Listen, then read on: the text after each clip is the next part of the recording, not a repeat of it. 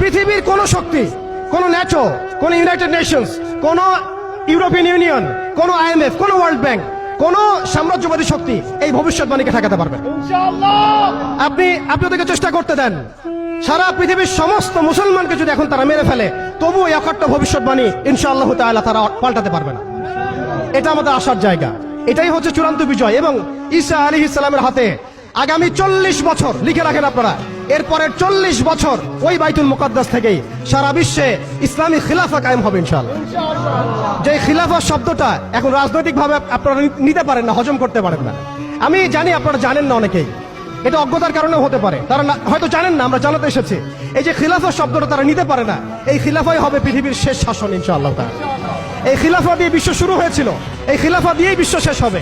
ঈসা আলাইহিস সালাম 40 বছর ওই জেরুজালেম থেকেই এই বিশ্বকে শাসন করবেন ইনশাআল্লাহ তাআলা। এটা লেখা হয়ে গেছে, কুদিয়াল আমর, এটা কেউ চেঞ্জ করতে পারবে না।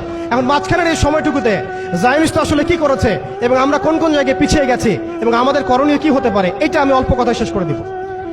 এক কথায় দেখুন, জায়নিস্ট মুভমেন্ট গঠন করার পরে তারা সর্বপ্রথম, ভালো করে খেয়াল করেন, তারা সর্বপ্রথম একটা ঐক্যবদ্ধ প্ল্যাটফর্ম এনেছে। আমরা দেখেন সারা বিশ্বে এখন পর্যন্ত মুসলিমরা একটা ঐক্যবদ্ধ প্ল্যাটফর্ম করতে পারি নাই। তারা ঐক্যবদ্ধ একটা প্ল্যাটফর্ম করেছে এবং সেই প্ল্যাটফর্মকে কেন্দ্র করে তারা সবার আগে খেলাফত ব্যবস্থাকে ধ্বংস করেছে। অটোম্যানদেরকে তারা পরাজিত করেছে। প্রথম বিশ্বযুদ্ধের সেই 1914 থেকে 18-এর মধ্যে তারা বাইতুল মুকাদ্দাসে প্রথম ঢুকেছে এবং তাদের সহযোগী ছিল পশ্চিমা বিশ্ব এবং ব্রিটেন। আজকে আমরা ইসরায়েলের এগেইনস্টে কথা বলি ঠিকই, কিন্তু পশ্চিমা বিশ্বের এগেইনস্টে আমরা কথা বলতে পারি না। আমরা ব্রিটেনের এগেইনস্টে কথা বলতে পারি না। আজকে আমরা ইসরায়েল বিরোধী কথা বলি ঠিকই, আমেরিকার এগেইনস্টে আমরা কথা বলতে পারি না।